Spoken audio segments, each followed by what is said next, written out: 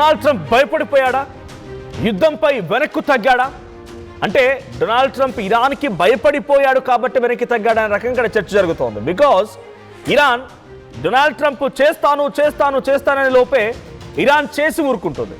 24 గంటల గడువు Donald Trump ఇరాన్కి ఇస్తే ఇరాన్ మాత్రం కేవలం 20 గంటల గడువు మాత్రమే ఇచ్చింది. అంటే నువ్వు ఒకటి అంటే మేము రెండు అంటాం, నువ్వు ఏరా అంటే ఇంకేదో అంటామని చెప్పి ఇరాన్ వార్నింగ్ ఇస్తూ ప్రతిసారి అమెరికాని అహంకారాన్ని డొనాల్డ్ ట్రంప్ యొక్క అహం మీద దెబ్బ కొడుతూనే ఉంది. అయితే ఇప్పుడు డొనాల్డ్ ట్రంప్ యుద్ధానికి వెనక్కి తగ్గాడు.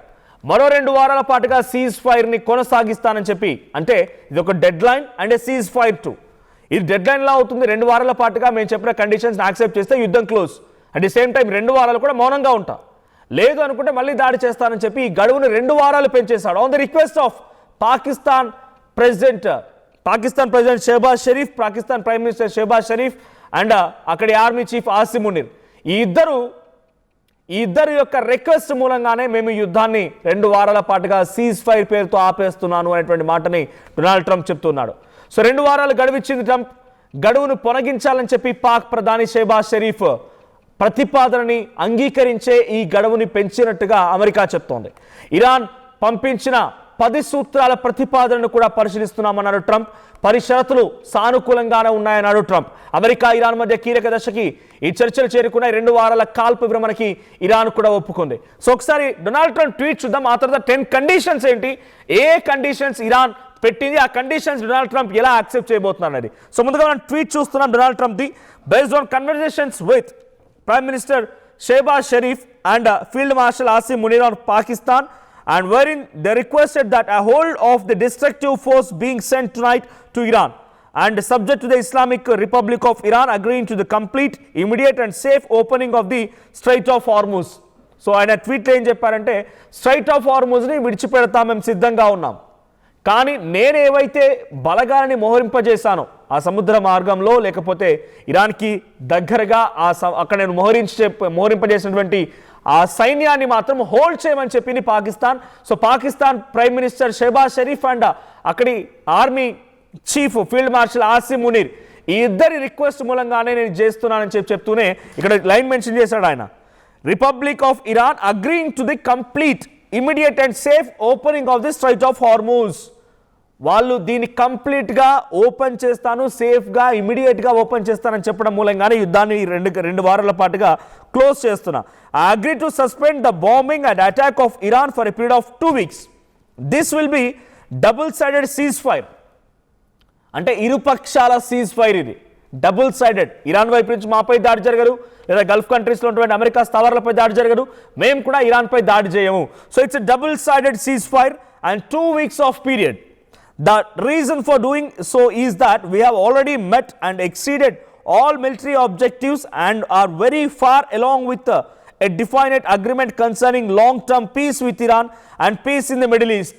మేము ఇంతటి స్థాయిలో సైన్యాన్ని మాకున్నటువంటి బలగాల్ని మొత్తాన్ని మోహరింపజేసిన ఇప్పుడు ఎందుకు ఆపుతున్నానంటే నాకు శాంతి ముఖ్యం. ఇప్పుడు గుర్తొచ్చింది శాంతి, నాకు పీస్ ముఖ్యం. ఈ పీస్ మేకర్, ఈ పీస్ కోరుకునే వ్యక్తికి ఇప్పుడు గుర్తొచ్చింది. అంతా జరగాల్సిన అసలు జరిగిపోయి, ప్రాణాలు పోవాల్సినంత కోల్పోయి, ప్రపంచ దేశాల ఇన్ఫ్లేషన్ రావాల్సినంత వచ్చి, ఎంతెందుకు మీకు చిన్న ఎగ్జాంపుల్ మీకు అర్థం కాదని చెప్తున్నా. ఆయన ఎక్కడో డిసిషన్ తీసుకుంటే మన దగ్గర టిఫిన్కి మనం 10 రూపాయలు 20 రూపాయలు అదనంగా కడుతున్నాం.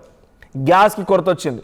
పెట్రోల్ బంకుల దగ్గర ఎప్పుడు పెట్రోల్ పంపుకు వెళ్ళినటువంటి వాళ్ళు కూడా గంటల తరబడి పెట్రోల్ పంపుల దగ్గర నిల్చోవాల్సిన పరిస్థితి వచ్చింది. అటువంటి పరిస్థితి కారణమైన ట్రంప్ ఇప్పుడు మళ్ళీ శాంతి బోధకుడిగా శాంతి మాటలు వల్లిస్తున్నాడు. నేను శాంతి కోసమే, I want peace in the Middle east, నాకు మిడిల్ ఈస్ట్లో శాంతి కావాలి, అందుకే నేను ఈ మాట వింటూ ఆగిపోతున్నాను అనేటువంటి మాటను మాట్లాడుతున్నారు ఆయన. At the same time we have received a 10-point proposal from Iran. 10 షరతులతో కూడిన ఒక ప్రపోజల్ కూడా ఇరాన్ నుంచి వచ్చింది. And believe it is workable based on which to negotiate. అది వర్కౌట్ అవుతుంది అనుకుంటున్నాను, but on the base of negotiation చేస్తే అది వర్కౌట్ అవుతుంది. Almost all of the various points of past contention have been agreed to between the United States of America and Iran. But a 2-week period will be the agreement to be finalized and consummated. అంటే ఆ conditions దాదాపుగా అంగీకరించారు, but ఈ 2 వారాలు కూడా కంప్లీట్గా అంగీకరించి వాటికి ఒక మార్గం ఎంచుకొని వాటిని తొలగింపజేసేదానికి నాకు ఆయనకి ఎంచుకున్న సమయం అని చెప్పుకొచ్చి, on behalf of the United States of America as president and also representing the countries of the Middle East, it is a honour to have this long term problem close to resolution. కొన్ని తరాల పాటుగా, కొన్ని ఏండ్ల పాటుగా నిర్విరామంగా కొనసాగుతున్న ఈ యుద్ధానికి, లేదు నిరంతరాయంగా కొనసాగుతున్న ఈ యుద్ధానికి ఒక అన్సాల్వ్డ్ సొల్యూషన్ దొరికింది అని నేను ఆశిస్తున్నానని చెప్పుకొచ్చారైనా. Thank you for attention to this matter. And Donald Trump ఆయన చేసిన ట్వీట్ ఇది. At the same time White House నుంచి ఒక స్టేట్మెంట్ కూడా వచ్చింది. Based on the conversations with prime minister Shehbaz Sharif and field marshal Asim Munir of Pakistan. So same tweet ఇక్కడ కూడా mention చేశారు. ఆల్మోస్ట్ ఆల్ ఆయన చేసిన ట్వీట్ని వైట్ హౌస్ కూడా ఒక అఫీషియల్ నోట్ ద్వారా విడుదల చేసింది. సో దీని ద్వారా అర్థమవుతున్న మాట ఏంటంటే డొనాల్డ్ ట్రంప్ భయపడిపోయాడా అనే దానికంటే దాన్ని కూడా కప్పించుకోవడానికి ఆయన శాంతి బోధకుడిలాగా శాంతి సూత్రాలు, శాంతికి సంబంధించిన మాటలు వల్లిస్తున్నాడు. ఇన్ని రోజుల పాటు గుర్తురాదే శాంతి అనేది. ఇన్ని రోజుల పాటుగా ప్రపంచ దేశాలు ఇబ్బంది పడతాయి. ప్రపంచ దేశాల్లో అల్లకల్లమైన వాతావరణం ఉంటుంది. ఇన్ఫ్లేషన్ స్టార్ట్ అవుతుంది. క్రూడ్ ఆయిల్ ధరలు పెరిగిపోతాయి. చాలా భయంకరంగా అక్కడ దేశ ప్రజలు కూడా ఇంపాక్ట్ చూపిస్తున్నటువంటి మాటలు గుర్తురాలేదు. ఈరోజు శాంతి బోధకుడిలాగా, పీస్ మేకర్ లాగా పీస్ అంటూ మాట్లాడుతున్నాడు. మీరు చూడండి అక్కడ దాంట్లో ఒక లైన్లో ఉంది చాలా క్లియర్గా. So I want a peace in the Middle East. So agreement concerning long term peace with Iran and peace in the Middle East. Middle East నేషన్స్లో పీస్ కావాలి.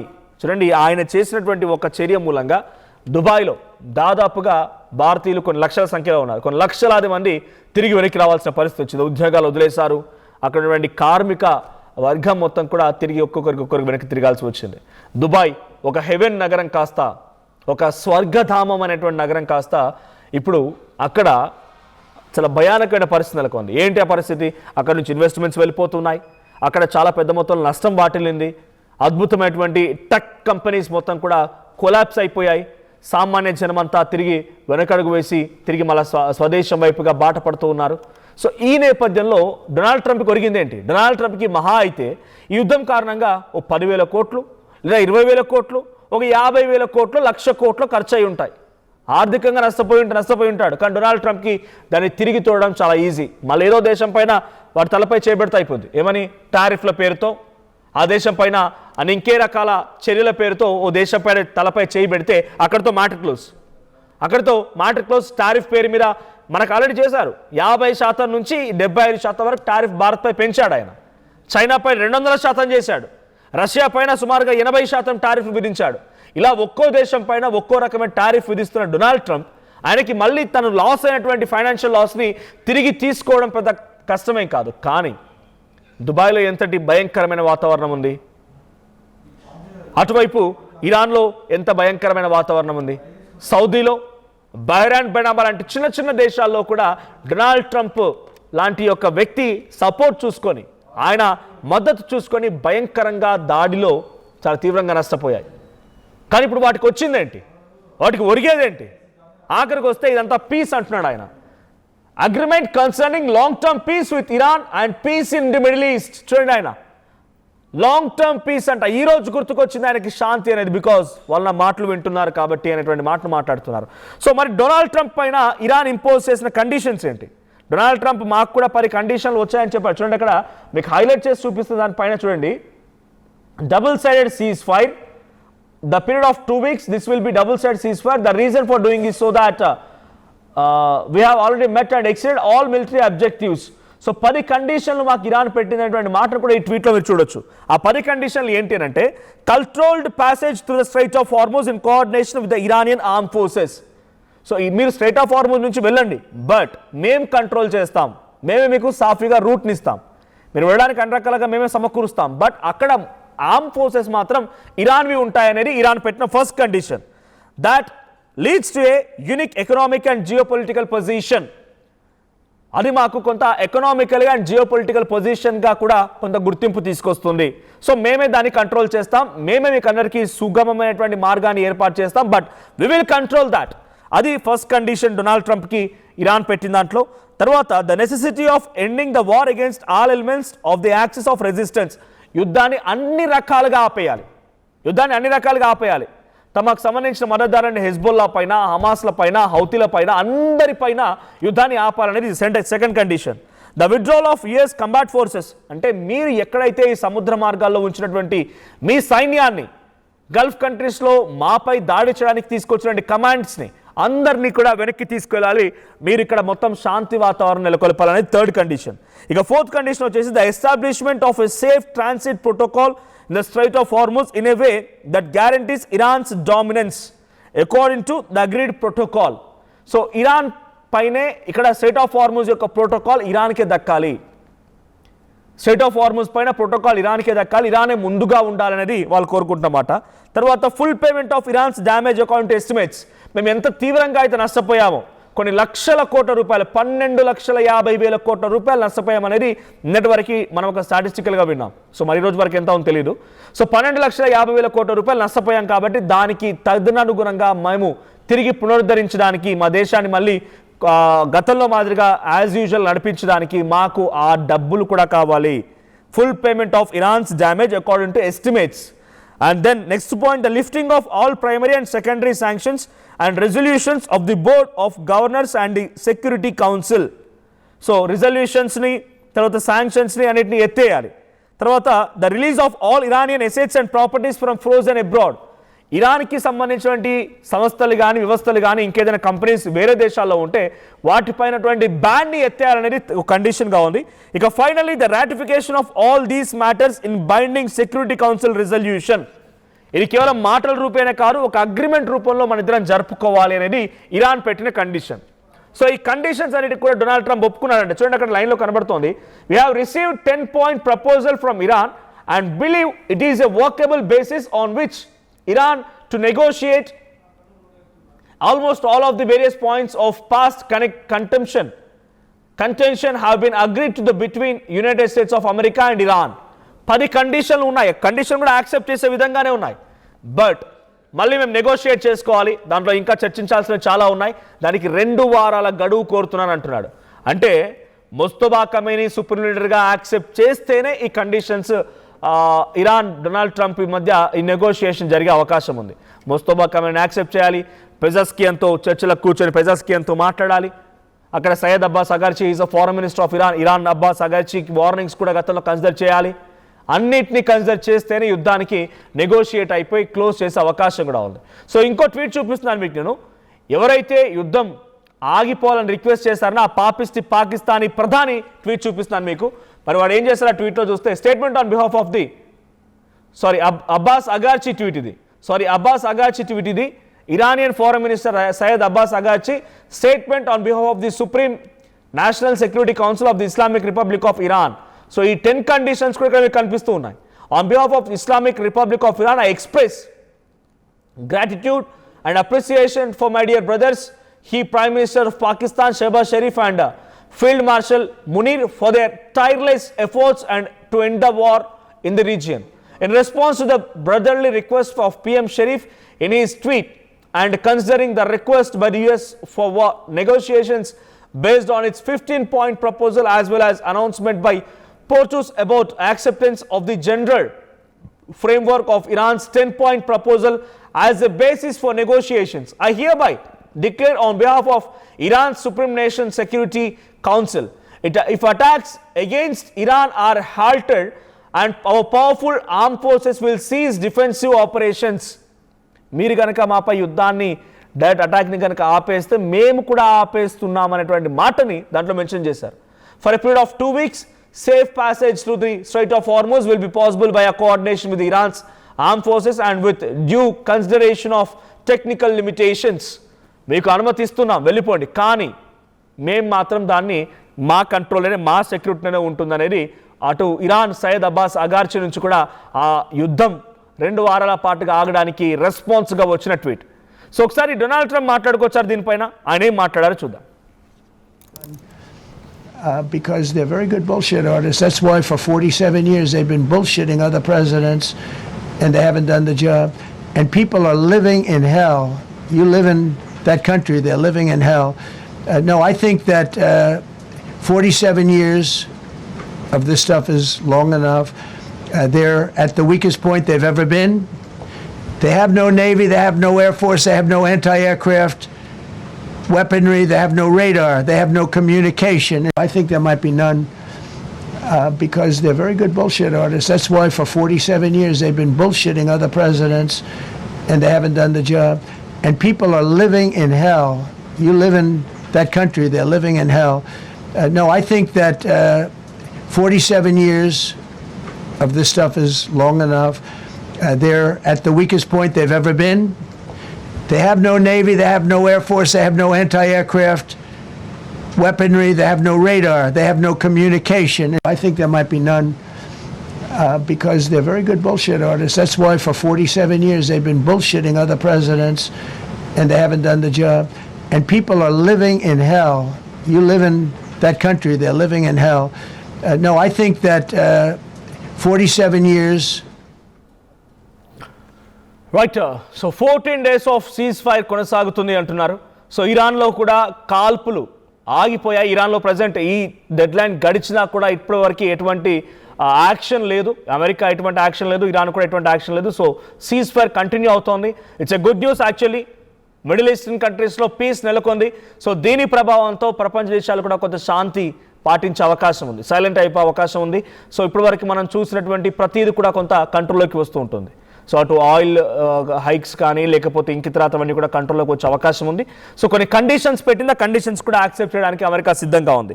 సో ఇక్కడ లైవ్ అప్డేట్ ఇన్ఫోనిక్స్ నాట్ 50 Pro అనే comment వచ్చింది మన లైవ్లో. దాంట్లో 2 వారాల పాటు కాల్పుల విరమణ, మా టైం 2:35 AM మేము ఇరాక్లో ఉన్నాం ఇప్పుడు మాకు ఇక్కడ కాల్పులు లేవు, మాపై యుద్ధం ఆగిపోయింది, కాల్పుల విరమణ అనేది ఒక కామెంట్ చేశారు.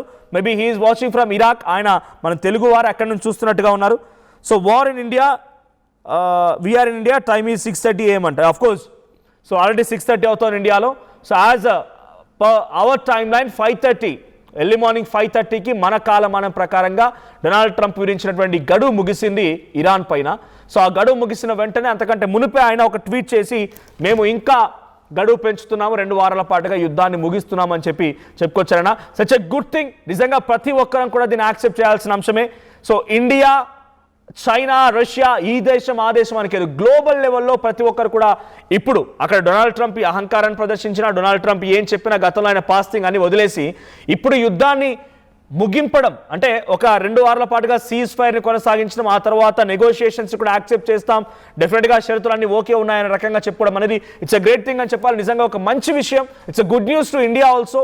సో మనకు ఇప్పుడు త్వరలోనే గ్యాస్ ధరలు పెరగబోతున్నాయి, ఇంకోటి జరగబోతున్న విషయం చాలా అద్భుతమైన విషయం అని చెప్పాలి. సో ఇరాన్పై అటాక్స్ని కూడా ఇట్స్ ఎ గుడ్ న్యూస్ అని చెప్పాలి.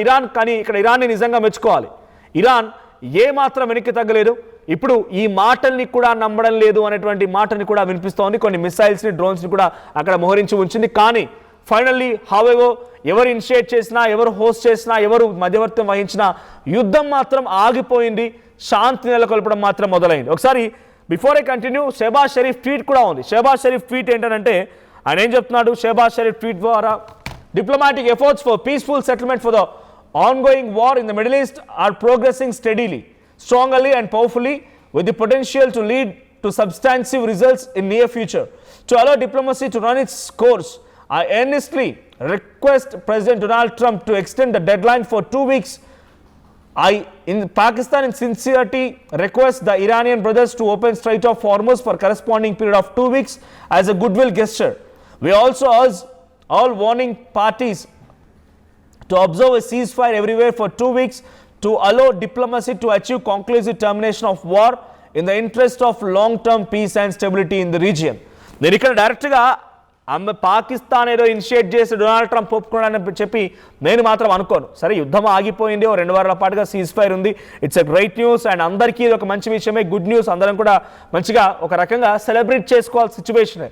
ఇండియాలో సెలబ్రేట్ చేసుకోవాల్సిన అవసరం ఉందంటే ఆఫ్ కోర్స్, ఎందుకంటే స్ట్రైట్ ఆఫ్ హార్మజ్ ఓపెన్ చేస్తే ఇప్పటికీ మనకి ఏం ఆగడం లేదు. బట్ ఇంకా ఎక్కువగా మనకి గ్యాస్ సప్లైస్ కానీ ఆయిల్ సప్లైస్ కానీ అయ్యే అవకాశం కూడా ఉంది.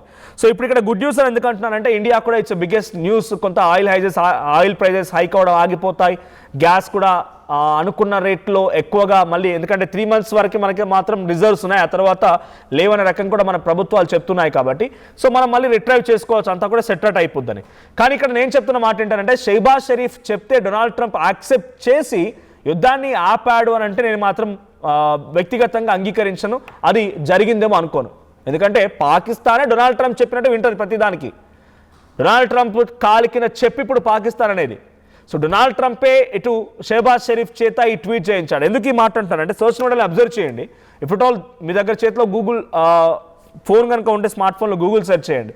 షెహబాజ్ షరీఫ్ చేసిన ట్వీట్లో ఓ ట్వీట్ ఎలా ఉందనంటే డ్రాఫ్ట్ మెసేజ్ కూడా ఉంది. అంటే ఆయన మరి గూగుల్ ఏని అడిగి ట్వీట్ చేశాడా లేదా ఆయన దగ్గర ఎక్స్పర్ట్స్ మిస్ అయ్యారా ఏం జరిగిందో తెలియదు, కానీ ఒక అంశం మాత్రం కూడా సర్క్యులేట్ అవుతుంది. ఏమని? ఒక డ్రాఫ్ట్ మెసేజ్ అనేది కూడా సర్క్యులేట్ అవుతుంది. ఆ డ్రాఫ్ట్ మెసేజ్లో ఏముంది? సో ఆయన చేసిన దాంట్లో పైన యాజ్టీస్గా ఎవరో పంపిస్తే అదే పోస్ట్ చేసినట్టుగా ఉంది అక్కడ. సో ఏంటంటే పైన draft message from message to Pakistan PM to America అని చెప్పి డ్రాఫ్ట్ మెసేజ్ అని కనబడుతోంది. అంటే ఆయనకి డొనాల్డ్ ట్రంప్ పంపిస్తేనే ట్వీట్ చేశారనే రకంగా ట్రోల్ అవుతోంది. సో ఆ ట్రోల్ ఏంటంటే మీకు ఆ ఫోటో కూడా షేర్ చేసే ప్రయత్నం చేస్తారు if it all possible. So ఆ ట్రోల్ ఏంటంటే రైట్ టీచర్ మీకు సెండ్ చేశాను నేను. రైట్ ఆ ట్రోల్ ఏంటంటే డైరెక్ట్గా డొనాల్డ్ ట్రంప్ షెహబాజ్ షరీఫ్కి ట్వీట్ చేస్తే షెహబాజ్ షరీఫ్ ఆ ట్వీట్ని కాస్త ఇటువైపు కొంత పంపించాడు డైరెక్ట్గా మళ్ళీ. సో డొనాల్డ్ ట్రంప్ ట్వీట్ని ఇటు షేర్ చేశాడు అనేది వినిపిస్తున్నమాట. సో డొనాల్డ్ ట్రంప్ ట్వీట్ ఏం చేశాడు షెహబాజ్ షరీఫ్కి మరి? సో షెహబాజ్ షరీఫ్ దాన్ని ఎలా షేర్ చేశాడు అనేది మీకు ఒక ఎగ్జాంపుల్ చూపిస్తాను లైవ్లో మీకు నేను. సో ఆ ట్వీట్ వెనుక ఈ సీజ్ ఫైర్ వెనుక అమెరికానే కారణం. అమెరికానే ఈ సీజ్ ఫైర్కి పాకిస్తాన్ చేత ఈ రకంగా ఇనిషియేట్ చేయించింది. సో పాకిస్తాన్ ఇనిషియేట్ చేసినటువంటి విధానాన్ని ఇప్పుడు యాక్సెప్ట్ చేసినట్టుగా మళ్ళీ అమెరికా నటించింది. నవీన్ మీకు వేసాను ట్వీట్ చూడండి. రైట్ ఆ ట్వీట్ మీకు చూపిస్తున్నాను. సో ఆ ట్వీట్లో ఇది ఆ ట్వీట్. సో డ్రాఫ్ట్ మెసేజ్ అని ఉంది చూడండి కింద. Draft message Pakistan's PM message on X Shehbaz Sharif. ఆయన ట్వీట్లోనే ఆయన ఏమని పోస్ట్ చేశాడు? ఇలా సేమ్ పైన కింద ట్వీట్ చూడండి. పైన ఒరిజినల్గా ఎడిట్ చేసిన ట్వీట్ అది. అంతకంటే ముందు ఇది డ్రాఫ్ట్ ఏంటి? Pakistan's PM message on X. So Pakistan ఈ రకంగా మెసేజ్ చేయాలి ఎక్స్లో. సో ఇది ట్రోల్ అవుతోంది. సో పాకిస్తాన్ ఇట్స్ నాట్ ఇది ఎంత పెద్ద ఎఫిషియంట్ పెద్దగా ప్రపంచ దేశాల యుద్ధాన్ని ఆపగలిగే శక్తి సామర్థ్యం అంత పెద్ద కట్టలు కట్టేది ఏం లేదు వాళ్ళు. బట్ అమెరికా అధ్యక్షుడు డొనాల్డ్ ట్రంపే పాకిస్తాన్కి పంపించి ఈ ట్వీట్ పెట్టరా విధవా, ఈ ట్వీట్ పెడితే నేను కూడా ఎంకరేజ్నట్టుగా చెప్తా, సో యుద్ధం కొన్ని రోజుల పాటుగా ఆపేద్దాము అన్నట్టుగా ఆలోచించి ఈ ట్వీట్ పెట్టించి ఉంటాడు. సో ఎందుకంటే బికాజ్ ఆయన కూడా నాటో దేశాల్లో నుంచి వ్యతిరేకత ఎదుర్కొంటున్నాడు.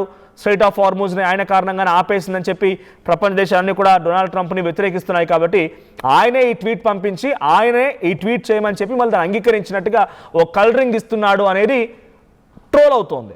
So whether it is a troll or anything, but వ్యక్తిగతంగా షెహబాజ్ షరీఫ్ లాంటి వ్యక్తికి బికాజ్ మన ఇండియా పాకిస్తాన్ వార్లో చూసాం కాబట్టి వీడికి అంత సీన్ లేదు అనే విషయం మాత్రం అర్థమవుతుంది. చూడండి ఇక్కడ డ్రాఫ్ట్ మెసేజ్ ఏమని? Pakistan's PM message on X diplomatic efforts for peaceful and settlement of the ongoing war in the Middle East are progressing steadily, strongly and powerfully. Same tweet but పైన draft అని మాత్రం ఉంది Pakistan's PM message on X.